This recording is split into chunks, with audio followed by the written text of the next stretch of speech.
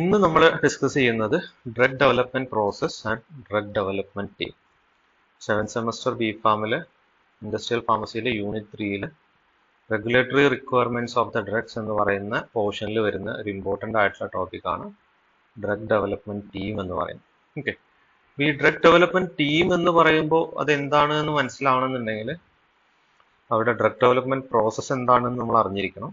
So the learning objective of the session is after this session, you will able to understand, describe and write about the different drug development process or stages of drug development and drug development teams. അപ്പോൾ ഇത് നമ്മൾ detail ആയിട്ട് introduction to industrial pharmacy എന്ന് പറയുന്ന ടോപ്പിക്കിൽ discuss ചെയ്ത് കഴിഞ്ഞിട്ടുള്ളതാണ്. ഞാൻ വീണ്ടും അത് ഡീറ്റെയിൽ ആയിട്ട് പറയൂല, ജസ്റ്റ് ഒന്ന് പെരിഫറി ആയിട്ട് നമുക്ക് ഡിസ്കസ് ചെയ്ത് നമ്മളെ ടോപ്പിക്കിലോട്ട് കടക്കാം. അതായത് ഡ്രഗ് ഡെവലപ്മെന്റ് ടീം എന്ന് പറയുന്നതിലോട്ട് നമ്മൾ ഡിസ്കസ് ചെയ്യും. ഇപ്പോൾ ഡ്രഗ് ഡെവലപ്മെന്റ് പ്രോസസ്സ് എന്ന് പറയുന്നത് ഒരു ഡ്രഗ് ആദ്യമായിട്ട് ഒരു കോമ്പൗണ്ട് ആയിട്ട് കണ്ടെത്തി അതിന്റെ മാർക്കറ്റിലോട്ട് എത്തുന്നതിന്റെ ഇടയിൽ ഉണ്ടാവുന്ന ഡിഫറെന്റ് പ്രോസസ്സ് അല്ലെങ്കിൽ സ്റ്റേജിനെയാണ് നമ്മൾ ഡ്രഗ് ഡെവലപ്മെന്റ് പ്രോസസ്സ് എന്ന് പറയുന്നത്. അതിൽ ഡ്രഗ് ഡിസ്കവറിന്ന് സ്റ്റാർട്ട് ചെയ്ത് അതിൽ പ്രീ ക്ലിനിക്കൽ സ്റ്റഡി നടന്നു, അതിന്റെ സക്സസ്ഫുൾ ആയിട്ട് കംപ്ലീറ്റ് ചെയ്യുന്ന സമയത്ത് അതിന്റെ ഡാറ്റ വെച്ചിട്ട് ഹ്യൂമൻ സബ്ജക്റ്റിൽ എക്സ്പെരിമെന്റ് സ്റ്റാർട്ട് ചെയ്യാൻ വേണ്ടി, ട്രയൽ സ്റ്റാർട്ട് ചെയ്യാൻ വേണ്ടി നമ്മൾ ആദ്യമായിട്ട് റെഗുലേറ്ററി അതോറിറ്റിക്ക് ഒരു അപ്ലിക്കേഷൻ കൊടുക്കും. അതാണ് ഇൻവെസ്റ്റിഗേഷണൽ ന്യൂ ഡ്രഗ് അപ്ലിക്കേഷൻ എന്ന് പറയുന്നത്. അതിനുശേഷം ആ അപ്രൂവൽ കിട്ടിക്കഴിഞ്ഞു കഴിഞ്ഞാൽ നമ്മൾ ക്ലിനിക്കൽ ട്രയൽ നടത്തും, phase 1, phase 2, phase 3 എന്ന് പറഞ്ഞിട്ട്. ഈ സമയത്ത് നമുക്ക് കൂടുതലായിട്ട് ഫോർമുലേഷൻ ആവശ്യമായിട്ട് വരും എന്നുള്ളത് കൊണ്ട് റിസർച്ച് സ്കെയിലിൽ നമ്മൾ പ്രിപ്പയർ ചെയ്തിട്ടുള്ള ഒരു 100 ഫോർമുലേഷൻസിനൊക്കെ നമ്മൾ ചിലപ്പം 1000 ഫോർമുലേഷൻ ആയിട്ട്, സപ്പോസ് 100 ടാബ്ലറ്റുകളൊക്കെയാണ് നമ്മൾ റിസർച്ച് ലാബിൽ പ്രിപ്പയർ ചെയ്തിരുന്നതെന്നുണ്ടെങ്കിൽ നമുക്ക് ക്ലിനിക്കൽ ട്രയലൊക്കെ നടത്താൻ വേണ്ടി ചിലപ്പം 1000 അല്ലെങ്കിൽ 3000 ഒക്കെ ഡോസേജ് ഫോംസുകൾ, ടാബ്ലറ്റുകൾ ആവശ്യമായിട്ട് വരുന്ന സമയത്ത് നമ്മൾ ഈ ഒരു ഫോർമുലനെ ഒരു പൈലറ്റ് പ്ലാന്റ് യൂസ് ചെയ്തിട്ട് സ്കെയിലപ്പ് ചെയ്യും, ബാച്ചിന്റെ നമ്പർ കൂട്ടും. അതെന്തിനാണെന്ന് വെച്ച് കഴിഞ്ഞാൽ ലാർജ് സ്കെയിലിൽ മാനുഫാക്ചർ ചെയ്യുന്നതിന് മുന്നേ ആയിട്ട് ഈ റിസർച്ച് സ്കെയിലുള്ള ഫോർമുലനെ മാനുഫാക്ചറിങ് ഫോർമുലയിലോട്ട് മാറ്റുന്ന സമയത്ത് ഉണ്ടാവുന്ന ലിമിറ്റേഷൻസുകളും അവിടെ ഉണ്ടാവാൻ പോകുന്ന പ്രോബ്ലംസുകളും ഡിഫിക്കൽട്ടീസുകളൊക്കെ ഐഡന്റിഫൈ ചെയ്യാൻ വേണ്ടിയിട്ടും, ഇതൊന്നും ചെയ്യാതെ നടത്തുന്ന സമയത്ത് നമുക്ക് കിട്ടുന്ന പ്രൊഡക്റ്റുകൾ നമ്മളെ സ്പെസിഫിക്കേഷന്റെ ഉള്ളിലല്ലാതെ വരുന്ന സമയത്ത് ആ കമ്പനിക്ക് ലാർജ് മണി ലോസ് ഉണ്ടാകുന്നത് തടയാനൊക്കെ വേണ്ടിയിട്ടാണ് പൈലറ്റ് പ്ലാൻ സ്കെയിലപ്പ് നമ്മൾ നടത്തുക. അപ്പോൾ ഇതിനനുസരിച്ച് നമ്മൾ ഡോസേജ് ഫോം ഒക്കെ കൺഫേം ചെയ്ത് അതിൻ്റെ അനുസരിച്ച് ഫോർമുലയൊക്കെ കൺഫേം ചെയ്ത് അതിൻ്റെ ഡാറ്റ വെച്ച് നമ്മൾ ന്യൂ ഡ്രഗ് അപ്ലിക്കേഷൻ കൊടുക്കും റെഗുലേറ്ററി അതോറിറ്റീസിന്. ഈ ഒരു അപ്ലിക്കേഷൻ ആ ഡ്രഗ് മാർക്കറ്റ് ചെയ്യാനുള്ള അപ്രൂവലിന് വേണ്ടിയിട്ട് കൊടുക്കുന്ന അപ്ലിക്കേഷൻസ് ആണ്. അങ്ങനെ അത് ആരാണോ റെഗുലേറ്ററി അതോറിറ്റി, FDA ആണെങ്കിൽ FDA, അല്ലെങ്കിൽ CDSCO ആണെങ്കിൽ CDSCO, they will review, they will take decision for approval. So after getting the approval, the product is ready to launch. Launch ചെയ്യുന്ന സമയത്ത് നമുക്ക് മാർക്കറ്റിന്റെ കോമ്പറ്റീഷൻ എത്രയാണ്, മാർക്കറ്റിന്റെ ഡിമാൻഡ് എത്രയാണ്, നമുക്ക് എത്രത്തോളം കോമ്പറ്റീഷൻ വരുന്നുണ്ട് എന്നുള്ളതിനൊക്കെ അനുസരിച്ച് we will decide number of tablet or capsule to be manufactured in each batch of manufacture. We will go for a large scale production. If required to expand their business in some other country, or if they don't have some kind of facility, they will transfer this technology, and after the manufacturing, after getting the specific approval and registration process, we can market it into the Indian markets. Then also there is one study, that is phase 4 clinical trial. Okay, അപ്പോൾ ഇതെല്ലാം നമ്മൾ കഴിഞ്ഞ ഒരു ഇൻട്രൊഡക്ഷനിൽ explain ചെയ്ത് കഴിഞ്ഞു. അപ്പോൾ അതിൻ്റെ different ആയിട്ടുള്ള ബേസിക് റിസർച്ചിൽ എന്ത് നടക്കുന്നു, നോൺ ക്ലിനിക്കൽ സ്റ്റഡീസിൽ എന്ത് നടക്കുന്നു ഒക്കെ നമ്മൾ എക്സ്പ്ലെയിൻ ചെയ്തിട്ടുള്ളതാണ്. നമ്മൾ പറഞ്ഞു ബേസിക് റിസർച്ച് ഒക്കെ നടത്തി ഒരു ഡ്രഗ് ഡിസ്കവറി ഒക്കെ കണ്ടെത്തുന്ന സമയത്ത് ചിലപ്പോൾ നമുക്ക് CAD ഉപയോഗിച്ച് മോർ ദാൻ 5000 to 20,000 കോമ്പൗണ്ടുകളൊക്കെ പുതുതായിട്ട് ഡിസ്കവർ ചെയ്യാൻ പറ്റും, not as an chemical process. Okay, അത് മനസ്സിലാക്കുക. ഈ 20,000 മോളിക്യൂൾസുകളൊക്കെ നമ്മൾ കെമിക്കൽ റിയാക്ഷൻ സിന്തസിസ് വഴി ഉണ്ടാക്കും എന്നല്ല ഉദ്ദേശിക്കുന്നത്. By using computer aided drug designing we can design new drugs, new molecules of 5,000 to 20,000. So അതിൽ നമ്മൾ അതിൻ്റെ SAR സ്ട്രക്ചർ ആക്ടിവിറ്റി റിലേഷൻഷിപ്പ് നമുക്ക് എക്സിസ്റ്റിംഗ് ഡാറ്റ ഒക്കെ ഉപയോഗിച്ച് നമ്മൾ ഇൻ സിലിക്കോൺ സ്റ്റഡി എന്ന് പറയും. ഇൻ വൈട്രോ അല്ലെങ്കിൽ പ്രീ ക്ലിനിക്കൽ സ്റ്റഡി നടത്തുന്നതിന് മുന്നേ, ഈവൻ അനിമൽസിൽ സ്റ്റഡി നടത്തുന്നതിന് മുന്നേ തന്നെ കെമിക്കലിന്റെ സ്ട്രക്ചറിലുള്ള മോഡിഫിക്കേഷൻസ് ഒക്കെ നമുക്ക് മനസ്സിലാക്കി കഴിഞ്ഞ് കഴിഞ്ഞാൽ അതിന് ഏകദേശം ഏത് ആക്ടിവിറ്റി കിട്ടും, അതിന് എന്തൊക്കെ ADRകൾ കിട്ടും എന്നൊക്കെ നമുക്ക് അവൈലബിൾ ഡാറ്റ വെച്ചിട്ട് തന്നെ നമുക്ക് സെർച്ച് ചെയ്യാം. സോ അതിൽ നിന്ന് സ്ക്രീൻ ചെയ്തെടുത്ത് അത്രയും മോളിക്യൂളിൽ നിന്ന് വളരെ കുറച്ച് മോളിക്യൂൾ മാത്രം നമ്മൾ പ്രീ ക്ലിനിക്കൽ റിസർച്ച് ഒക്കെ നടത്തും, അനിമൽ സ്റ്റഡി ഒക്കെ നടത്തി നമുക്കൊരു 250 കോമ്പൗണ്ടുകളൊക്കെ കിട്ടിയെന്ന് വിചാരിക്കാം. സോ അതിൻ്റെ 250 കോമ്പൗണ്ട് വീണ്ടും അതിൻ്റെ IND ആപ്ലിക്കേഷനൊക്കെ കൊടുത്ത് അതിൽ സേഫ് ആണെന്ന് കാണുന്ന സാധനങ്ങൾക്ക് മാത്രം ക്ലിനിക്കൽ ട്രയൽ സ്റ്റാർട്ട് ചെയ്യാനുള്ള ഒരു അപ്രൂവൽ ചിലപ്പോൾ കൊടുക്കും. ആ ക്ലിനിക്കൽ ട്രയൽ നടത്തുന്ന സമയത്ത് ചിലപ്പോൾ ഒരു 5 കോമ്പൗണ്ടുകളൊക്കെ നമ്മൾ സിന്തസിസ് ചെയ്ത് വന്ന സമയത്ത് ക്ലിനിക്കൽ ട്രയലിൽ അതിൻ്റെ സേഫ്റ്റി എഫിക്കസി പ്രൂവ് ചെയ്തിട്ടുള്ള ചിലപ്പോൾ 1 or 2 മോളിക്യൂൾ ആയിരിക്കും, അതിന് മാത്രമായിരിക്കും അപ്രൂവൽ കിട്ടുന്നുണ്ടാവും. ഓക്കെ, അപ്പോൾ ഈ സമയത്ത് ഞാൻ പറഞ്ഞു ഈ ഒരു പ്രോസസ്സിന് ഏകദേശം 12 to 14 ഇയേഴ്സ് ടൈം എടുത്ത് നടക്കുന്ന പ്രോസസ്സാണിത്. പ്രീ ക്ലിനിക്കൽ സ്റ്റഡിയിൽ ഏകദേശം 10,000 കോമ്പൗണ്ടിൽ നിന്ന് സ്റ്റാർട്ട് ചെയ്ത് അത് ക്ലിനിക്കലിലോട്ട് വരുന്ന സമയത്ത് ഒരു 10ലോട്ടൊക്കെ ചുരുങ്ങി ഫൈനലി phase 3, phase 2, phase 3 ഒക്കെ കഴിഞ്ഞ് വരുമ്പോഴേക്കും ഒരു സിംഗിൾ മോളിക്യൂൾസിനൊക്കെ ആയിരിക്കും ലാസ്റ്റ് നമുക്ക് പെർമിഷൻ കിട്ടുന്നുണ്ട്. ഇതിന് ഏകദേശം ഒരു $2 billion ആണ് എക്സ്പെൻസ് വരുന്നത്. $2 billion എന്ന് പറയുന്ന സമയത്ത് പിന്നെ മുകളിൽ കൊടുത്തിരിക്കുന്നതാണ് അതിൻ്റെ ഇന്ത്യൻ വാല്യൂ എന്ന് പറയുന്നത്.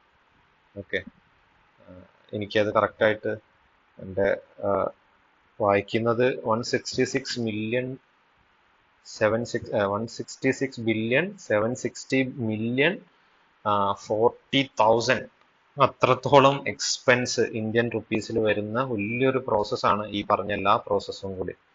ഓക്കെ, അപ്പോൾ അതിന് ഇത്രയും ടൈം എടുത്ത് ഇത്രയും എക്സ്പെൻസ് ഒക്കെ ചെയ്ത് വരുന്ന സമയത്ത് ഈ ഒരു കോസ്റ്റ് കമ്പനി എങ്ങനെ മറികടക്കും എന്നുള്ളത് നമ്മൾ കഴിഞ്ഞ ക്ലാസ്സിൽ ഡിസ്കസ് ചെയ്തു. അതിനു വേണ്ടിയിട്ടാണ് ഇന്റലക്ച്വൽ പ്രോപ്പർട്ടി റൈറ്റ്, പാറ്റന്റ് എന്ന് പറയുന്ന ഒരു പ്രോപ്പർട്ടി അല്ലെങ്കിൽ നമ്മളുടെ ഇൻവെൻഷനെ പ്രൊട്ടക്ഷൻ തരുന്ന ഒരു പ്രോപ്പർട്ടിയാണ്.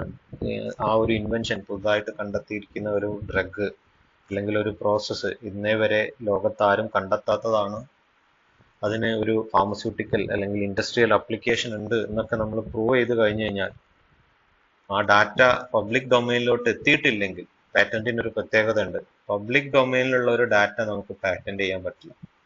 So either any researcher want to patent any kind of product, before publishing their data they should go for the patent. Patent ചെയ്യണമെന്നുണ്ടെങ്കിൽ ഒരു കാരണവശാലും ഒരു റിസർച്ച് നമ്മൾ ജേണലിലൊക്കെ കാണുന്ന റിസർച്ച് പബ്ലിക്കേഷൻ ആയിട്ട് അവൈലബിൾ ആവാൻ പാടില്ല.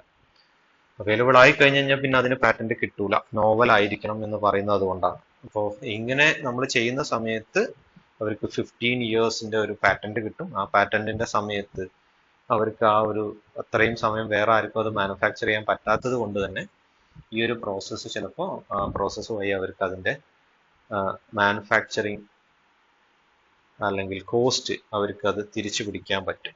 ഓക്കെ, അതാണ് ഇതിൻ്റെ ഒരു അഡ്വാൻറ്റേജ് എന്ന് പറയുന്നത്. ഓക്കെ, ഇനി ഇതിൽ ഞാൻ ജസ്റ്റ് ഒന്ന് 2-3 കാര്യങ്ങളും പറഞ്ഞിട്ട് നമ്മൾ ടോപ്പിക്കിലോട്ട് വരാം.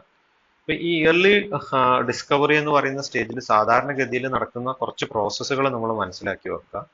ഇവിടെയാണ് നമ്മൾ ആദ്യമായിട്ട് ഒരു സ്ട്രക്ചർ കണ്ടെത്തുന്നതും ആ സ്ട്രക്ചറിന്റെ ടാർഗറ്റ് ഐഡന്റിഫൈ ചെയ്യുന്നതും. നമ്മൾ പറഞ്ഞിട്ടുണ്ടായിരുന്നു, ഒരു പുതുതായിട്ട് മോളിക്യൂൾ വന്നു കഴിഞ്ഞാൽ ആ പുതുതായിട്ട് വന്ന മോളിക്യൂൾ ബോഡിയിലുള്ള ഏത് പ്രോട്ടീനുമായിട്ടാണ്, അതായത് ഏത് റിസപ്റ്ററുമായിട്ടാണ് അല്ലെങ്കിൽ ഏത് ട്രാൻസ്പോർട്ടറുമായിട്ടാണ്, അയോൺ ചാനലുമായിട്ടാണ്, എൻസൈമുമായിട്ടാണ് ബൈൻഡ് ചെയ്യുന്നത്, ഈ ഒരു ഐഡന്റിഫിക്കേഷൻ സ്റ്റഡി നമ്മൾ ഇയർലി സ്റ്റഡിയിൽ നടത്തുന്നതാണ്.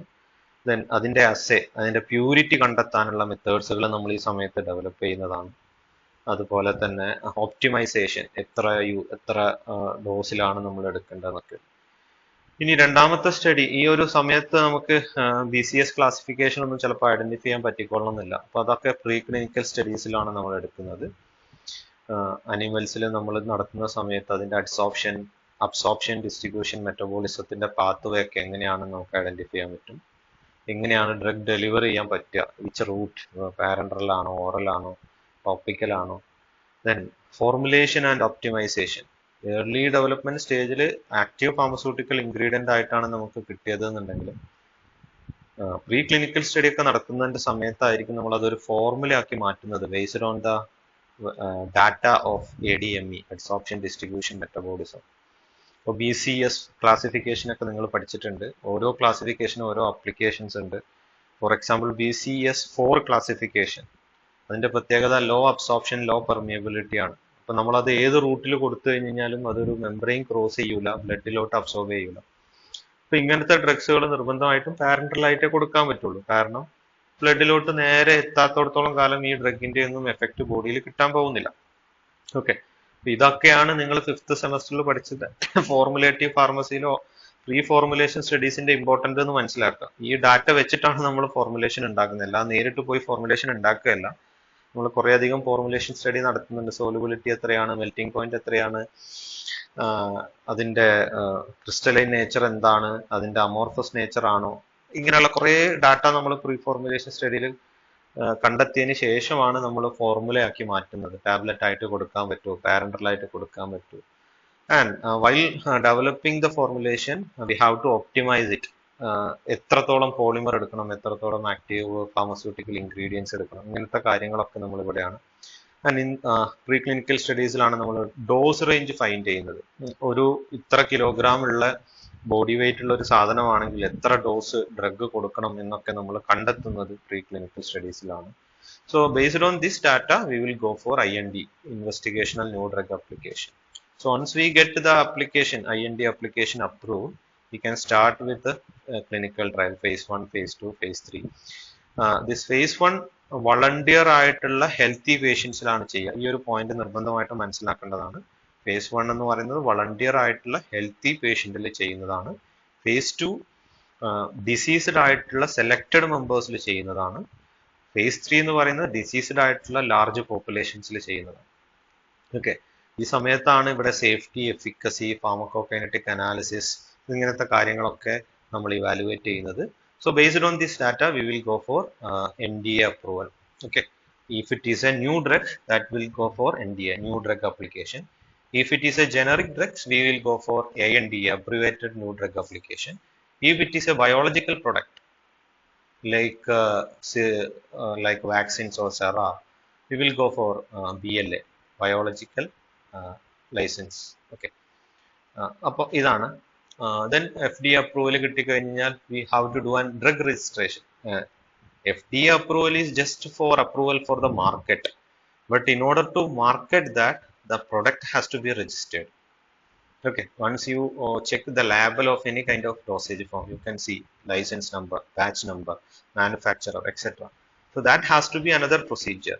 Drug control department il നേരിട്ട് നടത്തുന്ന പ്രോസസ് ആണത്. ആ ഒരു ലൈസൻസ്ഡ് ആയിട്ടുള്ള ആളെ പേരിൽ ഒരു ലൈസൻസ്ഡ് ആയിട്ടുള്ള മാനുഫാക്ചറിങ് ഇൻഡസ്ട്രിന്ന് ലൈസൻസിങ്ങോട് കൂടിയിട്ട് ആ പ്രൊഡക്റ്റ് മാനുഫാക്ചർ ചെയ്യാനുള്ള ലൈസൻസ്. സോ അത് കിട്ടിക്കഴിഞ്ഞാൽ മാത്രമേ അവർക്ക് അത് ഹോൾസെയിലിലോട്ട് സെയിൽ ചെയ്യാൻ പറ്റുള്ളൂ. Through wholesale we will get to retail. Then post marketing monitoring after the session അതിനാണ് പോവുക. ഓക്കെ, അപ്പൊ ഇത്രയാണ് ഈ പറഞ്ഞ പ്രോസസ്സിൽ നടക്കുന്ന സംഗതികൾ. സെയിം തന്നെയാണ് ഇവിടെയും പറയുന്നത്. നമ്മൾ എവിടെയൊക്കെയാണ് അപ്ലിക്കേഷൻ കൊടുക്കുന്നതെന്ന് പറയാൻ വേണ്ടി മാത്രമാണ് ഈ ഒരു സ്ലൈഡ് നമ്മൾ ഉപയോഗിക്കുന്നത്. IND അപ്ലിക്കേഷൻ ഉണ്ട്, ന്യൂ ഡ്രഗ് അപ്ലിക്കേഷൻ ഉണ്ട്. ക്ലിയർ ആയിട്ട് മനസ്സിലാക്കുക. Investigational new drug application is the application to get approval for clinical trial. Human സബ്ജക്റ്റിൽ സ്റ്റഡി നടത്താൻ വേണ്ടിയിട്ട് അന്വൽ സ്റ്റഡി കഴിഞ്ഞതിന് ശേഷം കൊടുക്കുന്ന അപ്രൂവലാണ് investigational new drug application. Clinical study കഴിഞ്ഞതിന് ശേഷം മാർക്കറ്റ് ചെയ്യാൻ വേണ്ടിയിട്ടുള്ള അപ്രൂവലിന് വേണ്ടിയിട്ട് കൊടുക്കുന്ന അപ്രൂവലാണ് new drug application. Okay, NDA എന്ന് പറയുന്നത്. ഓക്കെ, ഇനി ക്ലിനിക്കൽ ട്രയലിനെ കുറിച്ച് കുറച്ച് കാര്യങ്ങൾ മാത്രം പറഞ്ഞിട്ട് നിർത്തും. ക്ലിനിക്കൽ ട്രയൽ 4 ഫേസിലാണ് നടത്തുന്നത് പറഞ്ഞു. അതിൽ ആദ്യം പ്രീ ക്ലിനിക്കൽ സ്റ്റഡി നടത്തും. അതിൽ ഡ്രഗിന്റെ ഏത് ചിലപ്പോൾ സെൽ കൾച്ചർ ആയിരിക്കാം, അല്ലെങ്കിൽ ആസ് സച്ച് അനിമൽ യൂസ് ചെയ്തിട്ടായിരിക്കാം നടത്തുന്നത്. അവിടെ നമ്മൾ അതിന്റെ action, efficiency, toxicity, pharmacokinetic, pharmacodynamic data ഇതൊക്കെ കളക്ട് ചെയ്യും. അതിനുശേഷം IND അപ്ലിക്കേഷൻ കൊടുക്കും, ഇൻവെസ്റ്റിഗേഷണൽ ന്യൂ ഡ്രഗ് അപ്ലിക്കേഷൻ കൊടുക്കും. നമുക്ക് അപ്രൂവൽ കിട്ടിക്കഴിഞ്ഞാൽ phase 1 സ്റ്റാർട്ട് ചെയ്യാൻ പറ്റും. അങ്ങനെ ഈസി ആയിട്ട് സ്റ്റാർട്ട് ചെയ്യാന്ന് പറഞ്ഞു കഴിഞ്ഞാൽ നമ്മൾ ഈ IND ആപ്ലിക്കേഷൻ കൊടുക്കുന്ന സമയത്ത് നമ്മളുടെ ക്ലിനിക്കൽ ട്രയലിന്റെ പ്രോട്ടോകോള്, എത്ര ആൾക്കാർ ഇതിലാണ് ചെയ്യാൻ പോകുന്നത്, അതിന്റെ സേഫ്റ്റി, എത്തിക്കൽ കൺസിഡറേഷൻ, ഇതെല്ലാം കൊടുത്തിട്ടാണ് ആപ്ലിക്കേഷൻ കൊടുക്കണമെന്ന് മനസ്സിലാക്കുക. വെറുതെ ചുമ്മാ പോയിട്ട് അങ്ങ് ചോദിക്കുമ്പോൾ തരുന്ന സാധനമല്ല അപ്രൂവൽ എന്ന് പറയുന്നത്. അപ്പോൾ നമ്മൾ ഹ്യൂമൻ സബ്ജക്റ്റിൽ എങ്ങനെ സ്റ്റഡി നടത്തുന്നു എന്നുള്ളതിന്റെ പ്രൊസീജിയർ ആദ്യം കൊടുക്കണം. ആ പ്രൊസീജിയർ അപ്രൂവ് ചെയ്ത് കഴിഞ്ഞാലാണ് ആ പ്രൊസീജിയർ പ്രകാരമുള്ള ക്ലിനിക്കൽ ട്രയൽ നടത്താൻ പറ്റുള്ളൂ. ഓക്കെ, അല്ലാതെ അപ്രൂവൽ കിട്ടിയതിന് ശേഷം നമുക്ക് തോന്നിയ പോലെ സ്റ്റഡി നടത്താം എന്നുള്ളതല്ല ക്ലിനിക്കൽ ട്രയൽ കൊണ്ട് ഉദ്ദേശിക്കുന്നത്. ഓക്കെ, നമ്മൾ എങ്ങനെ ക്ലിനിക്കൽ ട്രയൽ നടത്താൻ പോകുന്നു എന്നുള്ളതിന്റെ കറക്റ്റ് പ്രൊസീജിയർ കൊടുത്തതിന് ശേഷം അതാണ് അപ്രൂവ് ചെയ്ത് കിട്ടുന്നത്, അതാണ് നമുക്ക് ഫോളോ ചെയ്യാൻ പറ്റുള്ളൂ. ആ പ്രൊസീജിയറിൽ മാറ്റങ്ങളൊന്നും വരുത്താൻ പറ്റൂല. ഓക്കെ, ക്ലിനിക്കൽ ഫേസ് 1 എന്ന് പറയുന്നത് 20 to 80 ഹെൽത്തി വളണ്ടിയേഴ്സിൽ ചെയ്യുന്ന ഒരു പ്രൊസീജിയർ ആണ്. ഇവിടെ മെയിൻ ആയിട്ട് ഈ ഒരു പ്രൊസീജിയർ ചെയ്യുന്നത് ഹെൽത്തി ആയിട്ടുള്ള ആൾക്കാരാണ്. അവിടെ ഡിസീസ്ഡ് പേഷ്യന്റ് അല്ല എന്ന് മനസ്സിലാക്കുക. അപ്പോൾ ഒരു ഡ്രഗ് കൊടുക്കുന്ന സമയത്ത് ഉണ്ടാവാൻ പോകുന്ന മാക്സിമം അഡ്വേഴ്സ് എഫക്റ്റ് എന്താണെന്ന് മനസ്സിലാക്കാൻ വേണ്ടിയിട്ടുള്ള ഒരു ഫേസ് ആണ് ക്ലിനിക്കൽ ട്രയൽ ഫേസ് 1 എന്ന് പറയുന്നത്. കാരണം ഇവിടെ ഡിസീസ്ഡ് ആയിട്ടുള്ള പേഷ്യന്റിലല്ല ചെയ്യുന്നത്, ഹെൽത്തി ആയിട്ടുള്ള പേഷ്യന്റിലാണ് ചെയ്യുന്നത്. വൺസ് അഗെയിൻ, നേരിട്ട് നമ്മൾ അഡ്വേഴ്സ് എഫക്റ്റ് എന്താന്ന് ചെക്ക് ചെയ്യാൻ വേണ്ടിയിട്ടാണ് കൊടുക്കുന്നതെന്ന് പറയുമ്പോൾ തന്നെ നമ്മൾ പറയേണ്ട കാര്യം, ഓൾറെഡി അനിമൽസിൽ സേഫ് ആണ്, എഫിക്കസ് ആണെന്ന് പ്രൂവ് ചെയ്ത് കഴിഞ്ഞാൽ മാത്രം അപ്രൂവൽ കിട്ടുന്ന ഒരു പ്രോസസ്സാണ് ക്ലിനിക്കൽ ട്രയൽ എന്ന് പറയുന്നത്. ആ ഒരു ഡാറ്റ ഉണ്ടെങ്കിൽ മാത്രമേ അനിമൽസിൽ സേഫ് ആയിട്ടുള്ള ഒരു സാധനം ഹ്യൂമൻസിൽ ടോക്സിസിറ്റി ഉണ്ടോ എന്ന് നോക്കാൻ പോകുന്നത് എന്നുള്ളത് ക്ലിയർ ആയിട്ട് മനസ്സിലാക്കാം. Okay, so here we will go for the mechanism of the drug, metabolism, excretion procedure, ഇങ്ങനെയുള്ള കാര്യങ്ങളൊക്കെ നമ്മൾ അവിടെ സ്റ്റഡി ചെയ്യും. ഇത് സക്സസ്ഫുൾ ആയിട്ട് കംപ്ലീറ്റ് ചെയ്ത് കഴിഞ്ഞാൽ we go for phase 2. Phase 2ന്റെ മെയിൻ ആയിട്ടുള്ള ഉദ്ദേശം എന്ന് പറയുന്നത് ചെക്ക് വിത്ത് പ്ലാസിബോ. പ്ലാസിബോ എന്താന്ന് നമ്മൾ കഴിഞ്ഞ ക്ലാസ്സിൽ പറഞ്ഞു, റൈറ്റ്? പ്ലാസിബോന്റെ സമയത്ത് they are the same formulation without active pharmaceutical ingredient to mimic the effect of the drug. Okay, so ഇവിടെ നമ്മൾ പ്രിലിമിനറി എഫിക്കസി മെഷർ ചെയ്യാൻ വേണ്ടിയിട്ടാണ്. ഒരു ഡ്രഗ് കൊടുക്കുന്ന സമയത്ത് ഡ്രഗ് ഡിസീസ്ഡ് ആയിട്ടുള്ള പേഷ്യന്റിൽ അവർക്ക് ഒരു എഫക്റ്റ് കൊടുക്കുന്നുണ്ട്, അല്ലെങ്കിൽ ഒരു ബെനിഫിറ്റ് കൊടുക്കുന്നുണ്ട് എന്ന് പ്രൂവ് ചെയ്യുന്നത്, അല്ലെങ്കിൽ അതിന്റെ ഡാറ്റ കളക്ട് ചെയ്യാൻ വേണ്ടിയിട്ടാണ് ഫേസ് 2 ട്രയൽ നടക്കുന്നത്. So in order to prove we need some kind of thing as an control. ആ കൺട്രോളിന് വേണ്ടിയിട്ടാണ് പ്ലാസിബോ നമ്മൾ ചെയ്യുന്നത്. അതായത് നമുക്കൊരു 100 ആൾക്കാരിൽ ഇവിടെ നമ്മൾ സ്റ്റഡി നടത്തുന്നത് 100 to 300 പേഷ്യൻസിലാണെന്ന് വിചാരിക്കാം. ഓക്കെ, ഫേസ് 2 ട്രയൽ ഡിസീസ്ഡ് ആയിട്ടുള്ള 100 to 300 പേഷ്യൻസിലാണ് ഫേസ് 2 നടത്തുക. ഈ നടത്തുന്ന സമയത്ത് ഈ 300 പേഷ്യൻസിലും നമ്മൾ ഡ്രഗ് അല്ല കൊടുക്കുക. 300 പേഷ്യൻസിനെ നമ്മൾ 4ആയിട്ടോ 3ആയിട്ടൊക്കെ ഡിവൈഡ് ചെയ്യും. ഓക്കെ, അതിൽ ഒന്നും കൊടുക്കാത്ത കുറച്ച് ആൾക്കാരായിട്ട് വെക്കും. രണ്ടാമത്തത് പ്ലാസിബോ മാത്രം കൊടുക്കുന്ന കുറച്ച് ആൾക്കാരായിട്ട് വെക്കും. മൂന്നാമത് നമ്മൾ ഡ്രഗ് കൊടുക്കുന്ന കുറച്ച് ആൾക്കാരായിട്ട് വെക്കും. ഈ ഡ്രഗിൽ ഈ ഫസ്റ്റ് റൗണ്ടിൽ ഇങ്ങനെയാണ് സെലക്ട് ചെയ്യുന്നുണ്ടെങ്കിൽ അടുത്ത റൗണ്ടിൽ ഇതേ പേഷ്യന്റ്, ഇതേ പോപ്പുലേഷനെ തന്നെ ഈ വാഷ് ഔട്ട് പീരിയഡ് എന്നൊക്കെ പറഞ്ഞൊരു പീരിയഡ് ഉണ്ട്. അതായത് ഒരു ഡ്രഗ് കൊടുത്തു കഴിഞ്ഞാൽ ഡ്രഗ് ബോഡിയിൽ നിന്ന് എലിമിനേറ്റ് ചെയ്യപ്പെടാനുള്ള സമയം കഴിഞ്ഞാൽ അടുത്ത ഫേസിലോട്ട് വരുന്ന സമയത്ത് ഇതേ പോപ്പുലേഷനിൽ നേരത്തെ പ്ലാസിബോ കൊടുത്ത ആൾക്ക് രണ്ടാമത്തെ സമയത്ത് നമ്മൾ എന്ത് കൊടുക്കും? ടെസ്റ്റ് ഡ്രഗ് കൊടുക്കും. മൂന്നാമത്തെ ആളെ കൺട്രോൾ ആയിട്ട് വെക്കും. ഇങ്ങനെ 3 രീതിയിൽ നമ്മൾ 3 പോപ്പുലേഷൻ ആണ് ഉണ്ടായിരുന്നുണ്ടെങ്കിൽ 3 പോപ്പുലേഷനും ഡിഫറെന്റ് സമയത്ത് ഡിഫറെന്റ് ആയിട്ടുള്ള സാധനങ്ങൾ കൊടുത്തിട്ടുള്ള പ്ലാസിബോനെ വെച്ച് കമ്പയർ ചെയ്തിട്ട് പ്ലാസിബോ കൊടുക്കുന്നതിനേക്കാളും കൂടുതൽ ഡ്രഗിന് എഫിക്കസി ഈ സമയത്ത് ഉണ്ട് എന്ന് നമുക്ക് പ്രൂവ് ചെയ്യാൻ പറ്റണം. അതിനാണ് ഫേസ് 2 നടത്തുന്നത്. ഇനി ഫേസ് 3 വരുന്ന സമയത്ത് ഈ ഫേസ് 2ന്റെ പ്രത്യേകത, we will perform in only 1 centre. ഈ 300 ആൾക്കാരെ ഒരു സെന്ററിൽ കൊടുത്തിട്ടാണ് ക്ലിനിക്കൽ ട്രയൽ നടത്തുക. ഫേസ് 3 എന്ന് പറയുന്നത് 1000 to 3000 നമ്പർ ഓഫ് ഡിസീസ്ഡ് പേഷ്യൻസിൽ നടത്തുന്ന ഒരു പ്രോസസ്സാണ്. ഓക്കെ, അപ്പൊ വൺസ് അഗെയിൻ ഇതൊക്കെ പറയുമ്പോഴും എനിക്ക് പറയാൻ വിട്ടുപോയ ഒരു കാര്യം എന്ന് വെച്ച് കഴിഞ്ഞാൽ, if we are going to select anybody for a clinical trial, it is mandatory to get their consent. Okay, അതായത് ഇങ്ങനെ ഒരു ക്ലിനിക്കൽ ട്രയൽ നടക്കുന്നുണ്ട്, ഇതിന്റെ ഗുണങ്ങൾ ഇന്നതൊക്കെയാണ്, ദോഷങ്ങൾ ഇന്നതൊക്കെയാണ്, ഇന്ന പർപ്പസിന് വേണ്ടിയിട്ടാണ് ഈ ട്രയൽ നടത്തുന്നതൊക്കെ പറഞ്ഞിട്ട് ഈ പറയുന്ന പേഷ്യന്റിനെ ഇൻഫോം ചെയ്ത് അവരുടെ സൈനോട് കൂടിയിട്ടുള്ള കൺസേൺഡ് ഫോം സൈൻ ചെയ്ത് കഴിഞ്ഞാൽ മാത്രമാണ്, ഈ പോപ്പുലേഷൻ, ആ ഡാറ്റ ഒക്കെ നമ്മൾ FDA കൊടുക്കാനുള്ളതാണ്. എല്ലാ അതിൽ ഇൻവോൾവ് ആയിട്ടുള്ള എല്ലാ ഇൻഡിവിജ്വൽസിന്റെയും കൺസെന്റ് ഫോം അടക്കം നമുക്ക് അതാത് റെഗുലേറ്ററി അതോറിറ്റിക്ക് കൊടുത്തു കഴിഞ്ഞാൽ മാത്രമാണ് നമുക്ക് അടുത്ത NDA അപ്രൂവൽ കിട്ടുകയുള്ളൂ.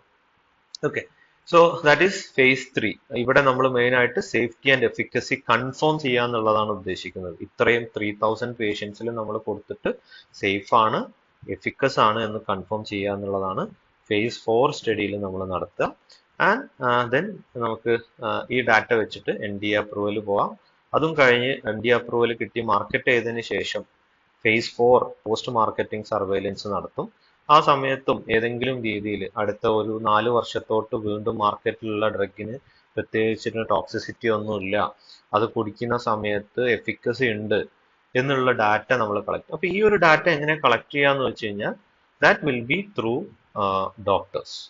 ഓക്കെ, ഈ phase 1, phase 2, phase 3 will be officially done by the researcher, but phase 4 will be through the doctor. So once doctor prescribes these drugs and he will check for the effect of the drug. അയാളുടെ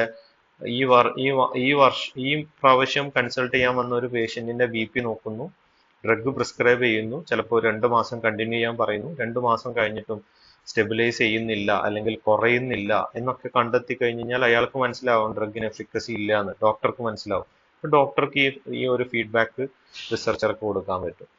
okay, അതല്ല ഈ സമയത്തിന് doctor prescribe ചെയ്തു, ഒരാഴ്ച കഴിയുമ്പോഴേക്കും patient വീണ്ടും ഡോക്ടറെ അടുത്തോട്ട് തന്നെ വരികയാണ്, എനിക്ക് ഇങ്ങനത്തെ ബുദ്ധിമുട്ടുകളൊക്കെ ഉണ്ടായി, അപ്പോൾ അതിനനുസരിച്ച് എത്ര കേസുകൾ വന്നു എന്നുള്ളതൊക്കെ റിസർച്ചർക്ക് റിപ്പോർട്ട് ചെയ്യുന്ന സമയത്ത് സ്വാഭാവികമായിട്ടും റിസർച്ചർക്ക് എന്ത് സംഭവിക്കാം, അതിനെ അല്ലെങ്കിൽ FDA-ക്ക് ഈ പറഞ്ഞ ഇതിനെതിരെ ആക്ഷൻ എടുക്കാനും ആ മാർക്കറ്റിലുള്ള ഡ്രഗിനൊക്കെ റീകോൾ ചെയ്യാനും ഇവരുടെ പ്രൊഡക്റ്റിന്റെ അപ്രൂവൽ ക്യാൻസൽ ചെയ്യാനുള്ള എല്ലാ അധികാരവും റെഗുലേറ്ററി അതോറിറ്റീസിന് ഉണ്ടാവും. Okay, so this is all about the clinical അല്ലെങ്കിൽ drug development process.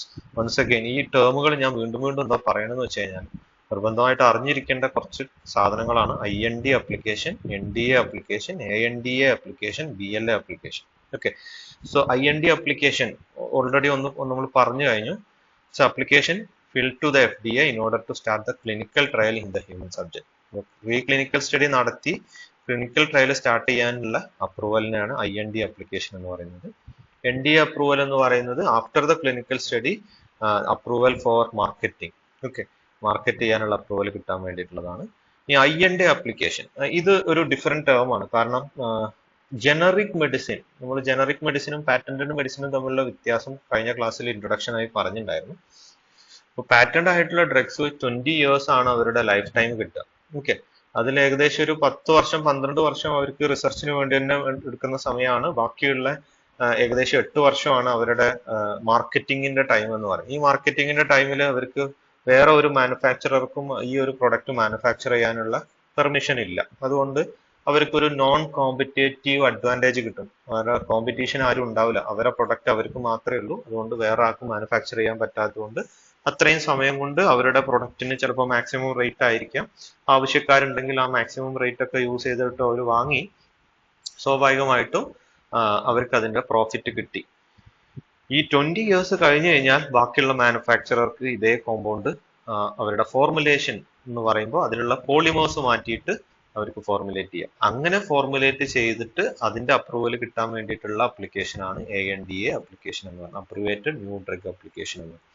And biological licence application, market under the provision of public health and service, biological പ്രൊഡക്റ്റിന്റെ അപ്രൂവലിന് വേണ്ടിയിട്ടുള്ളതാണ്. ഓക്കെ, അപ്പോൾ ഇത്രയാണ് ഡ്രഗ് ഡെവലപ്മെന്റ് പ്രോസസ്സ്. അപ്പൊ ഇതൊക്കെ എന്തിനാ പറഞ്ഞെന്ന് വെച്ച് കഴിഞ്ഞാൽ നമ്മളെ സിലബസിൽ പറയുന്ന ഡ്രഗ് ഡെവലപ്മെന്റ് ടീമിൽ ഈ പറയുന്ന പ്രോസസ്സ് ചെയ്യാനുള്ള കുറേ അധികം ആൾക്കാരുണ്ടാവും.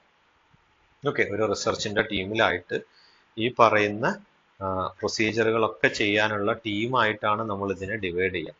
സോ ഈ ഒരു ടീമിന്റെ പ്രത്യേകത എന്ന് പറയുന്നത് usually they will be employed to guide the process involve in the early drug discovery phase through the various drug development stage and finally making the drug candidate into therapeutic drugs. അപ്പോൾ നേരത്തെ പറഞ്ഞ പോലെ തന്നെ research തുടങ്ങി മാർക്കറ്റിൽ എത്തുന്നത് വരെയുള്ള എല്ലാവരും കൂടി കൂടിയിട്ടുള്ള ടീമിനെയാണ് ഡ്രഗ് ഡെവലപ്മെന്റ് ടീം എന്ന് പറയുന്നത്. So it will include diverse group of individual. Science background മാത്രമുള്ളവരായിരിക്കില്ല അവിടെ ഉണ്ടാവുക. There will be some statisticians, there will be some MBAs, there will be kind of analytical biological different ആയിട്ടുള്ള diverse ആയിട്ടുള്ള individuals, qualifications ഉള്ള individual ആയിരിക്കും. But they have to work closely together. Okay, ഇങ്ങനെ diverse ആയിട്ടുള്ള ആൾക്കാരാണെങ്കിലും they have to work together to ensure the safety and efficacy of the product. Okay, now what are the responsibility of the drug development team? So first responsibility is to review the research result. So before starting any kind of research, it is mandatory to have an background research. What are the different studies which are undergoing current scenario? What are the different studies which is already completed? Which are the study which is under the phase 4 clinical study or phase 3 clinical study? Which are the studies in NDA approval? Already ലോകത്ത് different ആയിട്ടുള്ള ഏരിയയിൽ നടക്കുന്ന various ഡിസിപ്ലിൻസിൽ നടക്കുന്ന, ഫാർമസിയിൽ മാത്രം ആയിക്കൊള്ളുന്നില്ല, ചില സമയത്ത് ക്ലിനിക്കലായിട്ട് നടക്കുന്ന കുറേയധികം സ്റ്റഡീസുകൾ ഉണ്ടാവും. ഈ സ്റ്റഡീസിലൊക്കെ നടക്കുന്ന ഡിഫറെൻ്റ് ആയിട്ടുള്ള എക്സ്പെരിമെന്റ്സുകൾ എന്താണെന്ന് റിവ്യൂ നടത്തുക എന്നുള്ളതാണ് ഫസ്റ്റത്തെ റെസ്പോൺസിബിലിറ്റി എന്ന് പറയുന്നത്. Okay, now second responsibility is integrating the new research result with the previously generated data. ഇപ്പോൾ നമ്മൾ റിവ്യൂ നടത്തുന്ന സമയത്ത് നമുക്ക് കുറേ അധികം ഡാറ്റ കിട്ടി, ഓൾറെഡി കംപ്ലീറ്റ് ചെയ്ത ഡാറ്റ, മാർക്കറ്റിലുള്ള പ്രൊഡക്റ്റിന്റെ ഡാറ്റ കിട്ടി. അത് നടത്തി നമ്മൾ പിന്നെ റിവ്യൂ നടത്തിയ സമയത്താണ് നമുക്ക് ഓൾറെഡി കറന്റ്ലി ഗോയിങ് ഓൺ ആയിരിക്കുന്ന കുറെ റിസർച്ചിന്റെ ഡാറ്റ കിട്ടിയത്. So we have to integrate. Old data മാത്രം വെച്ച് നമുക്ക് ചെയ്യാൻ പറ്റില്ല, കറന്റ്ലി ഇപ്പൊ എന്താണ് നടക്കുന്നതെന്നും കൂടി അറിയണം. അത് ഇന്റഗ്രേറ്റ് ചെയ്തു. According to that we have to plan the research studies. അപ്പോൾ ആ ഒരു പ്ലാനിനനുസരിച്ച് മാർക്കറ്റിൽ ഇല്ലാത്ത പ്രൊഡക്റ്റ് ആണ്, മാർക്കറ്റിൽ ഡിമാൻഡ് ഉള്ള പ്രൊഡക്റ്റ് ആണ്, ഇതുവരെ ആരും മാനുഫാക്ചർ ചെയ്യാത്ത പ്രൊഡക്റ്റ് ആണ് എന്നുള്ളതൊക്കെ നമുക്ക് ഒരു ഫൈനൽ നമ്മളൊരു ഒബ്ജക്റ്റീവ് കണ്ടെത്തി, ഇതാണ് നമ്മളുടെ ഒബ്ജക്റ്റീവ്, ഇങ്ങനെയുള്ള ഒരു പ്രൊഡക്റ്റ് കണ്ടെത്താൻ വേണ്ടിയിട്ടുള്ളതാണ്. So we will plan the research study to further characterise a drug candidates. അപ്പോൾ മാർക്കറ്റിൽ ഇന്നേ വരെ ഇല്ലാത്തൊരു ഡ്രഗ് ആണെന്നുണ്ടെങ്കിൽ ആ ഡ്രഗിന്റെ സൈഡ് എഫക്റ്റ് ഒക്കെ മാറ്റിയിട്ട് പുതുതായിട്ടുള്ള ഒരു എഫക്റ്റ് ഒക്കെ ഉള്ള ഒരു ഡ്രഗ് കണ്ടെത്തുന്ന രീതിയിൽ നമ്മളൊരു സ്റ്റഡി ഒക്കെ നടത്തി. Okay, then we will prepare a detailed drug development process, which including designation of key point or development milestone, generating timeline for completion, defining critical path. ഇപ്പോൾ നമ്മൾ ഒരു 15 വർഷത്തെ പ്ലാനാണ് ഉണ്ടാക്കാൻ പോകുന്നത്. ആരൊക്കെയാണ് ഈ ഒരു പൊസിഷൻ കീ പോയിന്റിൽ ഇരിക്കുന്ന ആൾക്കാരെന്നൊക്കെ ആ ടീം ഒരാൾ അസൈൻ ചെയ്യും. അവർക്ക് ഇത്ര സമയം കൊണ്ട് ഇത്ര സാധനങ്ങൾ കംപ്ലീറ്റ് ചെയ്യണം. ഇപ്പോൾ ഒരു വർഷം കൊണ്ട് ഫസ്റ്റ് സ്റ്റഡി നടത്തണം, അടുത്ത ഒരു വർഷം കൊണ്ട് പ്രീ ക്ലിനിക്കൽ സ്റ്റഡി നടത്തണം. ഇങ്ങനെ ഒരു പ്ലാന്, കറക്റ്റ് ആയിട്ടുള്ള ഒരു ടൈം ലൈൻ പ്ലാന് അവര് എത്ര സമയം കൊണ്ട് സ്റ്റഡി കംപ്ലീറ്റ് ചെയ്യണം, എത്ര സമയം കൊണ്ട് ഡ്രഗ് മാർക്കറ്റിൽ എത്തിക്കാൻ പറ്റും എന്നുള്ള ഒരു എക്സ്പെക്ടേഷൻ വെച്ചിട്ടുള്ള പ്ലാന് നമ്മൾ ഉണ്ടാക്കുക എന്നുള്ളതാണ് അടുത്ത റെസ്പോൺസിബിലിറ്റി എന്ന് പറയുന്നത്. Okay, now next one is monitoring the status of research study to ensure that they are being conducted according to the timeline and critical path in the development plan, and if appropriate modify the plan as new information become available. അപ്പോൾ ആ plan പ്രകാരം study ഒക്കെ നടക്കുന്നതിന്റെ ഇടയിൽ അത് ആ plan പ്രകാരം നടക്കുന്നുണ്ടെന്ന് ഉറപ്പുവരുത്തുക, നടക്കുന്നില്ലെങ്കിൽ അതിനുള്ള കാരണം എന്താണെന്ന് കണ്ടെത്തുക, അതിനെ റെക്ടിഫൈ ചെയ്യുക. ഇനി നമ്മളെ പ്ലാന് പ്രകാരം ഇങ്ങനെ പോയിക്കൊണ്ടിരിക്കുമ്പോഴാണ് നമുക്ക് പുതിയൊരു ഡാറ്റ കിട്ടിയത്, ആ ഡാറ്റ പ്രകാരം നമ്മളെ പ്ലാൻ ഇനി മുന്നോട്ട് പോകില്ല, അല്ലെങ്കിൽ അതിൽ എന്തെങ്കിലും മോഡിഫിക്കേഷൻ വേണമെന്നുണ്ടെങ്കിൽ അത് മോഡിഫൈ ചെയ്യുക. Then comparing the research result and development status and timeline with the drug candidate under the drug development by the competitor. This is very very important. ലോകത്ത് എനിക്ക് മാത്രമല്ല റിസർച്ച് നടത്താനുള്ള പെർമിഷൻ ഉള്ളത്. ഏത് റിസർച്ച് ഫെസിലിറ്റി ഉള്ള ആൾക്കാർക്കും അവർക്ക് ഇഷ്ടമുള്ള പോലെ പെർമിഷൻ നടത്താം. Unless and otherwise any kind of research is patented. Patent ചെയ്യപ്പെടാത്ത ഏത് റിസർച്ചും ആർക്കും നടത്താം. ഓക്കെ, അങ്ങനെ നടത്തുന്നതിന്റെ ഇടയിൽ ഞാൻ മനസ്സിലാക്കുകയാണ് എൻ്റെ കോമ്പറ്റീറ്റർ ആയിട്ടുള്ള വേറൊരു കമ്പനി ഇതേ ഒരു സിമിലർ ആയിട്ടുള്ള സ്റ്റഡി നടത്തുന്നുണ്ട്. അവരുടെ ഡെവലപ്മെന്റ് സ്റ്റാറ്റസിനെ കുറിച്ചൊക്കെ നമ്മൾ റിസൾട്ട് കമ്പയർ ചെയ്യാൻ ഓൾറെഡി അവൈലബിൾ ആയിട്ടുള്ള ഡാറ്റ ആണെങ്കിൽ, പബ്ലിഷ് ചെയ്തിട്ടുള്ള ജേർണൽസിലൊക്കെ പബ്ലിഷ് ചെയ്തിട്ടുള്ള ഡാറ്റ ഒക്കെ വെച്ചിട്ട് കോമ്പറ്റേറ്റർ അവരുടെ സ്റ്റാറ്റസ് എന്താണ്, അവരുടെ ടൈം ലൈൻ എന്താണ്, അതിനനുസരിച്ച് എൻ്റെ പ്രൊഡക്റ്റ് ഈ സമയത്തിനുള്ളിൽ എത്തിക്കഴിഞ്ഞ് കഴിഞ്ഞാൽ എനിക്ക് മാർക്കറ്റ് പിടിക്കാൻ പറ്റുമോ, ഇങ്ങനെയുള്ള കാര്യങ്ങളൊക്കെ നമ്മൾ കണ്ടെത്തും.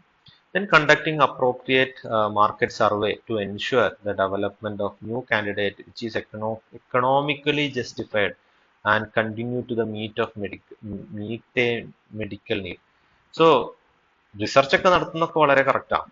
ഓക്കെ, പക്ഷെ നമ്മൾ കണ്ടെത്തിയ പ്രൊഡക്റ്റിന് മാർക്കറ്റിൽ ഒരു ഡിമാൻഡും ഇല്ല എന്നുണ്ടെങ്കിൽ നമ്മൾ ഇത്രയും 12 വർഷമൊക്കെ മെനക്കെട്ട് ഒരു പുതിയ സാധനം കണ്ടെത്തിയതുകൊണ്ട് കമ്പനിക്ക് മാർക്കറ്റ് ചെയ്യപ്പെടാത്തോടത്തോളം കാലം ആ പ്രൊഡക്റ്റ് കൊണ്ട് കമ്പനിക്ക് അവരുടെ അല്ലെങ്കിൽ സ്പെൻഡ് ചെയ്തിട്ടുള്ള മണി തിരിച്ചു പിടിക്കാൻ പറ്റില്ല. അതുകൊണ്ട് ഒരു മെഡിക്കൽ നീഡ് വരുന്ന സമയത്ത് ഒരു പോപ്പുലേഷൻ അല്ലെങ്കിൽ ഒരു കസ്റ്റമർ എൻ്റെ കമ്പനീനെ ചൂസ് ചെയ്യണമെന്നുണ്ടെങ്കിൽ അവർ സ്വാഭാവികമായിട്ടും എക്കണോമിക് നോക്കും. കാരണം സെയിം ബ്രാൻഡാണ് അല്ലെങ്കിൽ സെയിം പർപ്പസിന് യൂസ് ചെയ്യുന്ന വേറൊരു ഡ്രഗാണ്, സെയിം മോളിക്യൂളാണ്, വേറൊരു ഡ്രഗ് ഇതിനേക്കാളും ചീപ്പായിട്ട് കിട്ടുന്നുണ്ടെങ്കിൽ നമ്മളെ പ്രൊഡക്റ്റിനെക്കാളും അവർ ചൂസ് ചെയ്യുക സ്വാഭാവികമായിട്ടും ആ പ്രൊഡക്റ്റ് ആയിരിക്കും.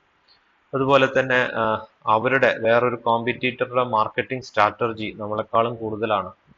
സ്വാഭാവികമായിട്ടും ഡോക്ടേഴ്സ് അതിനനുസരിച്ച് പ്രിസ്ക്രൈബ് ചെയ്യുന്നുണ്ടാവാം, മാർക്കറ്റ് ചെയ്യപ്പെടുന്നുണ്ടാവാം. അപ്പൊ അതിനനുസരിച്ച് മാർക്കറ്റിംഗ് പീപ്പിൾ അതർ ടീമാണ്. നമ്മൾ എക്സ്പ്ലെയിൻ ചെയ്യും what are the different teams എന്നുള്ളത് നമ്മൾ എക്സ്പ്ലെയിൻ ചെയ്യും. അപ്പോൾ വേറൊരു ടീം അതിന് റിസർച്ച് നടത്താനും ഡിമാൻഡ് മനസ്സിലാക്കാനും ഒക്കെ ഉണ്ട്. And finally reporting the status of the drug development process to the management and making recommendation on the continued development of the drug candidates. ഈ പറഞ്ഞ പോലെ ഇതിന്റെ സ്റ്റാറ്റസ് ഒക്കെ വെച്ച് കണ്ടെത്തി നമ്മൾ കറക്റ്റ് സമയത്താണ് മാർക്കറ്റ് ചെയ്യാൻ ഉദ്ദേശിക്കുന്നത്, അല്ലെങ്കിൽ കുറച്ച് ഡിലേ ആക്കി കഴിഞ്ഞാലാണ് നമ്മളെ മാർക്കറ്റിന് കുറച്ചും കൂടി ഡിമാൻഡ്, അതിനനുസരിച്ച് അപ്രോപ്രിയേറ്റ് ആയിട്ടുള്ള ഡെസിഷൻസുകളൊക്കെ എടുക്കുക എന്നുള്ളതാണ് അടുത്ത responsibility. So these are the different responsibility of drug development team. ഇനി ആരാണ് ഈ ഡ്രഗ് ഡെവലപ്മെന്റ് ടീം? ഈ ടീം എന്ന് പറയുന്നത് ഒരാളല്ല, അതിന്റെ ടീം എന്ന് പറയുന്നത് കുറെ ആളുണ്ടായത് കൊണ്ടാണ്. Okay, so there are group of teams like discovery and development team, non-clinical or pharmacological or toxicological team, then clinical research team, the regulatory affair team, marketing team, legal team, and management team. These are the different teams or group of team in the drug development team. ഇതെല്ലാവരും കൂടി കൂടിയിട്ടുള്ളതാണ് drug development team എന്ന് പറയുന്നത്. So first one is discovery and development team. സ്വാഭാവികമായിട്ടും ഇവിടെയാണ് pharmacy പ്രൊഫഷനിൽ നമ്മൾ career choose ചെയ്യുന്ന സമയത്ത് നമുക്കുള്ള ഓപ്പർച്യൂണിറ്റീസിനെ കുറിച്ചൊക്കെ മനസ്സിലാക്കാൻ പറ്റുന്ന ഒരു സ്റ്റേജ് എന്ന് പറയും. ഓക്കെ, നമ്മൾ മുന്നേയും പറഞ്ഞിട്ടുണ്ട്. സോ ഡിസ്കവറി ആൻഡ് ഡെവലപ്മെന്റ് ടീമിൽ സ്വാഭാവികമായിട്ടും ഒരു റിസർച്ചർ പ്രിഫർ ചെയ്യുക സയന്റിസ്റ്റ് അല്ലെങ്കിൽ chemist who create the new molecules. അങ്ങനെ ഇൻട്രസ്റ്റ് ഉള്ള ആൾക്കാർ, അപ്പൊ അതിനനുസരിച്ചിട്ടുള്ള ക്വാളിഫിക്കേഷൻ ഉള്ള ആൾക്കാർ, കെമിസ്ട്രിയിൽ കൂടുതൽ ക്വാളിഫിക്കേഷൻ ഉള്ള ആൾക്കാർ, PhD അല്ലെങ്കിൽ ഫാർമസ്യൂട്ടിക്കൽ കെമിസ്ട്രിയിൽ PG അങ്ങനെയൊക്കെയുള്ള കൂടുതലായിട്ട് ഡിഫറെൻ്റ് ആയിട്ടുള്ള ഡ്രഗ് സ്ക്രീനിങ് മെത്തേഡും ഡ്രഗ് ഐഡന്റിഫൈയിങ് മെത്തേഡും NMR അതുപോലെയുള്ള ഇൻസ്ട്രുമെന്റേഷൻസുകളൊക്കെ ഹാൻഡിൽ ചെയ്യാനുള്ള എബിലിറ്റി ഉള്ള ആൾക്കാർ, അതിൽ നിന്ന് സ്ട്രക്ചർ ഇലൂസിഡേറ്റ് ചെയ്യാനുള്ള ആൾക്കാർ, അതിൻ്റെയൊക്കെ എബിലിറ്റിക്ക് അനുസരിച്ചിട്ടുള്ള ആൾക്കാരെ ആയിരിക്കും സ്വാഭാവികമായിട്ടും ഇങ്ങനെയുള്ള സ്ഥലത്തോട്ട് പ്രിഫർ ചെയ്യുക. So they will synthesise the new substances for drug screening, pharmacological and toxicological study, and also prepare for clinical supply. Now next team, that is non-clinical pharmacology and toxicology team. So first step after the drug discovery is preclinical study, right? Preclinical study in the samayathu they will do some kind of experiment in animals or animal model for the efficacy and safety in order to identify the potential efficacy and safety issues in human before performing any kind of human trial. Animal മോഡലിൽ നമ്മൾ experimental animal ആയിട്ടുള്ള rat, pig, റെനി, അങ്ങനെയുള്ള rhesus monkey ഇതുപോലെയുള്ള സാധനങ്ങളിലൊക്കെ after getting proper ethical committee clearance, that is very very important. കാരണം human സബ്ജക്റ്റിനേക്കാളും കൂടുതൽ കോംപ്ലിക്കേറ്റഡ് ആണ് അനിമൽ സബ്ജക്റ്റിലുള്ള സ്റ്റഡി. പല സാധനത്തിനും എത്തിക്കൽ കമ്മിറ്റി ക്ലിയറൻസ് വേണം. ആ ക്ലിയറൻസ് അതാത് റിസർച്ച് ടീമിന്റെ ഭാഗമായിട്ടുള്ള എത്തിക്കൽ കമ്മിറ്റീന്റെ കയ്യിൽ നിന്ന് കിട്ടാനുള്ളതാണ്. സോ ഇവിടെ നമ്മൾ മെയിനായിട്ട് ഡ്രഗിന്റെ എഫിക്കസി എന്താണ്, അതുപോലെ തന്നെ ടോക്സിസിറ്റി എന്താണ് എന്നുള്ളതിനനുസരിച്ചിട്ടുള്ള അഗെയിൻ ഈ എത്തിക്കൽ കമ്മിറ്റി ക്ലിയറൻസ് എന്ന് പറയുന്ന സമയത്ത് നമ്മൾ FDA IND അപ്ലിക്കേഷൻ എങ്ങനെയാണോ ഹ്യൂമൻ സബ്ജക്റ്റിൽ കൊടുക്കാൻ പോകുന്നത്, ഏത് രീതിയിലാണ് ക്ലിനിക്കൽ ട്രയൽ നടത്താൻ പോകുന്നുള്ള പ്രോട്ടോകോൾ ഒക്കെ കൊടുത്തിട്ടാണ് നമുക്ക് ഇൻവെസ്റ്റിഗേഷണൽ ന്യൂ ഡ്രഗ് അപ്ലിക്കേഷൻ അപ്രൂവ് ആവുക. അതുപോലെ തന്നെ എത്തിക്കൽ കമ്മിറ്റി ക്ലിയറൻസ് കിട്ടണമെന്നുണ്ടെങ്കിൽ ഏത് അനിമലാണ് യൂസ് ചെയ്യുന്നത്, എത്ര അനിമലാണ് യൂസ് ചെയ്യാൻ പോകുന്നത്, അനിമൽസിൽ എങ്ങനെയാണ് എക്സ്പെരിമെന്റ് നടത്താൻ പോകുന്നത്, ഈ പറയുന്ന ഡാറ്റയൊക്കെ നമ്മൾ കൊടുക്കണം. ഏത് രീതിയിലാണ് എക്സ്പെരിമെന്റ് സ്റ്റാർട്ട് ചെയ്യുക, എങ്ങനെയാണ് ഡ്രഗ് അഡ്മിനിസ്റ്റർ ചെയ്യുക, ഏത് രീതിയിലാണ് അതിന്റെ എഫക്റ്റ് നമ്മൾ മോണിറ്റർ ചെയ്യുക, ഇങ്ങനത്തെ ഡാറ്റ ഒക്കെ കൊടുത്തു കഴിഞ്ഞാൽ മാത്രമാണ് നമുക്ക് എത്തിക്കൽ കമ്മിറ്റി ക്ലിയറൻസ് കിട്ടുള്ളൂ. ഓക്കെ. ഇനി അങ്ങനെ ഈ ടീമിൽ സ്വാഭാവികമായിട്ടും ആരായിരിക്കും ഉണ്ടാവുക? അപ്പോൾ എന്തായിരിക്കും ക്വാളിഫിക്കേഷൻ വേണ്ടി വരിക? ഒരു എംഫാം ഫാർമക്കോളജി അല്ലെങ്കിൽ ഒരു വെറ്റിനറി ഡോക്ടർ, അനിമൽസിനെ കുറിച്ചൊക്കെ കൂടുതൽ പഠിച്ചിട്ടുള്ള ഡോക്ടേഴ്സ്, അതുപോലെ തന്നെ പിന്നെ അനിമൽ ബ്രീഡിങ്ങിൽ MSc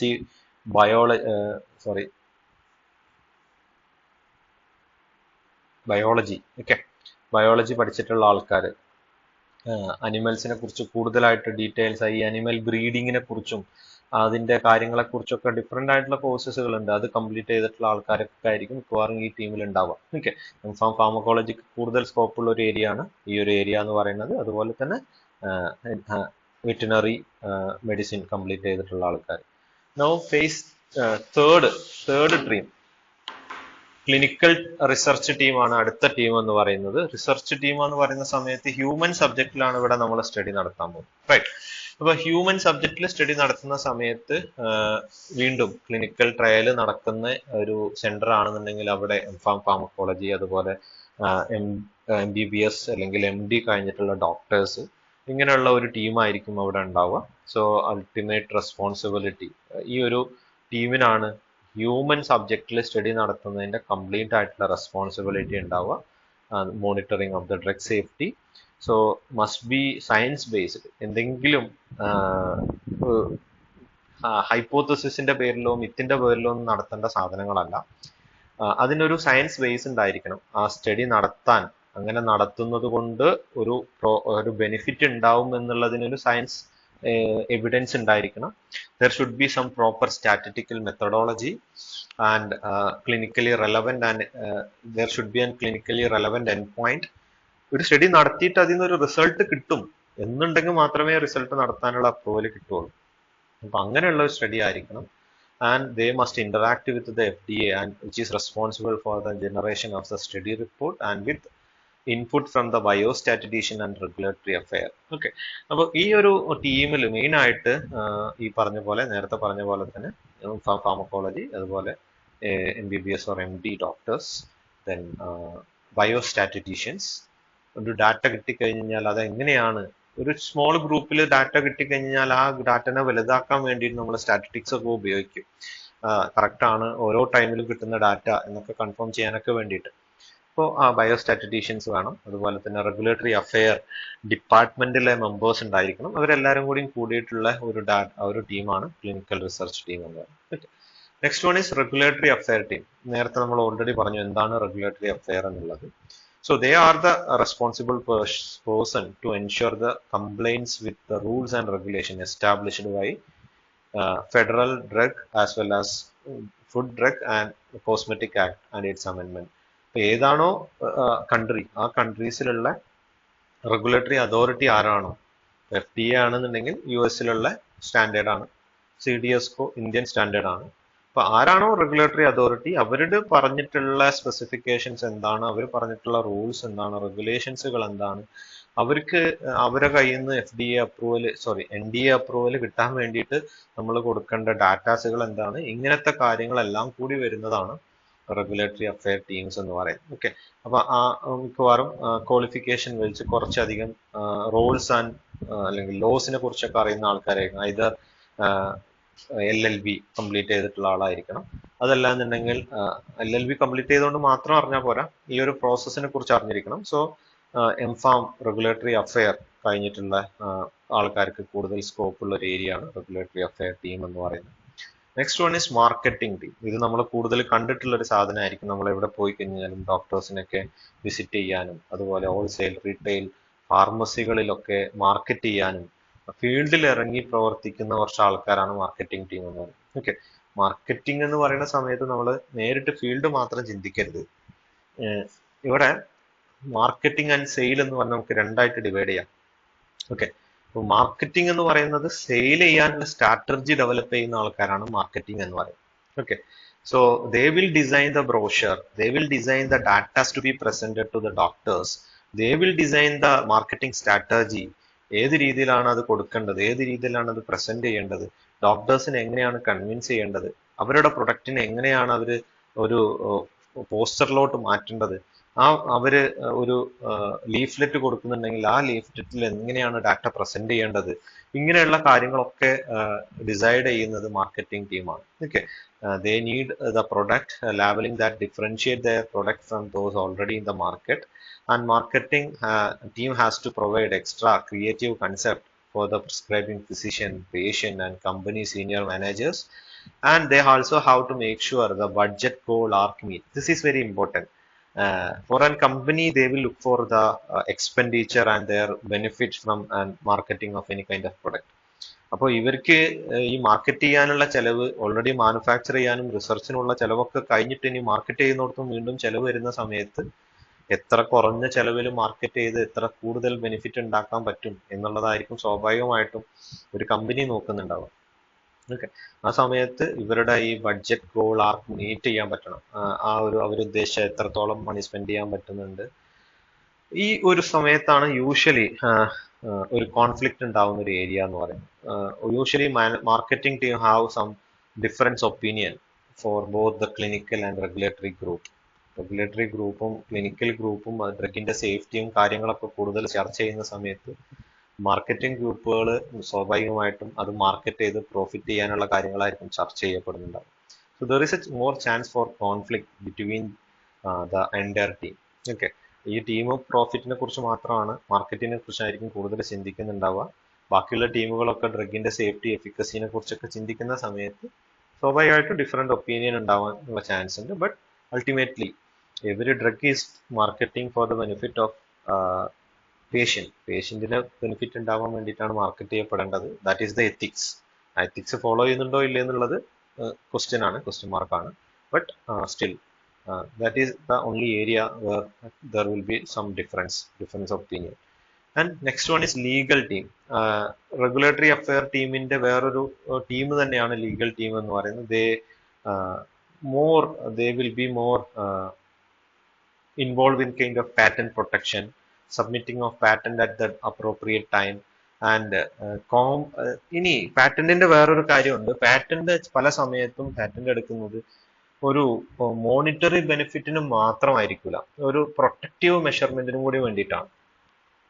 ഓക്കെ, പല സമയത്തും പലപ്പോഴും പല പാറ്റന്റുകളും പല ആൾക്കാരും ചാലഞ്ച് ചെയ്യപ്പെടാനുള്ള ചാൻസ് ഉണ്ട്. ആ പ്രൊഡക്റ്റ് തന്നെ വേറെ ഏതെങ്കിലും രീതിയിലൊക്കെ മാനുഫാക്ചർ ചെയ്യപ്പെടാനുള്ള ചാൻസ് ഉണ്ട്. അപ്പൊ ഇങ്ങനെയുള്ള സമയത്ത് they cannot take the direct action, they have to move by legally. So ആ സമയത്താണ് ലീഗൽ ടീമിന് അവിടെ കൂടുതലായിട്ട് ഇമ്പോർട്ടൻസ് വരുന്നത്. ഈ ഒരു ടീം ഏതൊക്കെ രീതിയിൽ ബാക്കിയുള്ള ടീമിനെ ചലഞ്ച് ചെയ്യാൻ പറ്റും, ഇവരൊരു പ്രൊഡക്റ്റ് കൂടുതൽ സെയിൽ ചെയ്യിക്കാൻ വേണ്ടിയിട്ട് ഏതൊക്കെ രീതിയിൽ അഡ്വർടൈസ്മെന്റിനെ ചലഞ്ച് ചെയ്യാം, അല്ലെങ്കിൽ അവർക്ക് വരുന്ന അവരുടെ അഡ്വർടൈസ്മെന്റിനെ ആരെങ്കിലും ചലഞ്ച് ചെയ്ത് കഴിഞ്ഞാൽ അത് ലീഗലി മൂവ് ചെയ്യാൻ വേണ്ടിയിട്ട്, ഇങ്ങനെയുള്ള പല കാര്യങ്ങളും ഈ ഒരു ലീഗൽ ടീമിന്റെ റോളാണ്, അവരുടെ ഡ്യൂട്ടിയാണ്. Okay, so this is the legal team, and finally management team. Ultimately, the team which will coordinate all other team, that is will be management team. ഏതൊരു ഫാമിലി പോയി കഴിഞ്ഞാൽ there will be some HR manager, there will be some finance manager, there will be some other kind of അതായത് ഡിപ്പാർട്ട്മെന്റിലുള്ള managers ഒക്കെ ഉണ്ടാവും, general manager എന്നൊക്കെ പറഞ്ഞിട്ട് അല്ലേ. So these are their, coordinate all the respective team and responsible for the successful completion of the project in a bonded manner. So usually this will be not from the science background, there will be some management background, right? MBA കഴിഞ്ഞിട്ടുള്ള ആൾക്കാരായിരിക്കാം, അല്ലെങ്കിൽ അതുപോലെയുള്ള അക്കൗണ്ടൻസിയിൽ കൂടുതൽ കാര്യങ്ങൾ audit ഒക്കെ നടത്താനൊക്കെ able ആയിട്ടുള്ള ആൾക്കാർ, അങ്ങനത്തെ ആൾക്കാരൊക്കെയാണ് മാനേജ്മെന്റ് ടീമിലുണ്ടാവും. Okay, so this is all about the drug development process and drug development team. ഇതും ക്വസ്റ്റ്യൻ എങ്ങനെയാണ് ചോദിക്കുക എന്ന് വെച്ച് കഴിഞ്ഞാൽ സിലബസിൽ ഡ്രഗ് ഡെവലപ്മെന്റ് ടീമാണ് നമുക്ക് പറഞ്ഞിട്ടുള്ളത്. അപ്പൊ അങ്ങനെ ചോദിച്ചു കഴിഞ്ഞ് കഴിഞ്ഞാൽ ആൻസർ ചെയ്യാൻ ഡ്രഗ് ഡെവലപ്മെന്റ് ടീം എന്താണെന്ന് നിർബന്ധമായിട്ട് മനസ്സിലാക്കണം.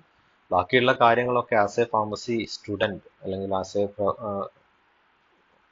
Profession from pharmacy field, you should aware what are the different stages of drug development process, what are the different opportunities of pharmacy professions, എവിടെയൊക്കെ നമുക്ക് കയറി പറ്റാൻ പറ്റും, എന്തൊക്കെ ജോലിയുണ്ട്, എന്തൊക്കെ കരിയർ ഓപ്ഷൻസ് ഉണ്ട് എന്നുള്ളതൊക്കെ നമ്മൾ മനസ്സിലാക്കാൻ വേണ്ടിയിട്ടായാലും ഈ എൻറ്റയർ പ്രോസസ്സ് എവിടെയൊക്കെ നടക്കുന്നതെന്ന് അറിയാൻ വേണ്ടിയിട്ടൊക്കെ നിർബന്ധമായിട്ടും ഡ്രഗ് ഡെവലപ്മെന്റ് പ്രോസസ്സിനെ കുറിച്ച് നല്ല ധാരണ ഉണ്ടായിരിക്കും. So that's all about the drug development process and drug development team. Thank you.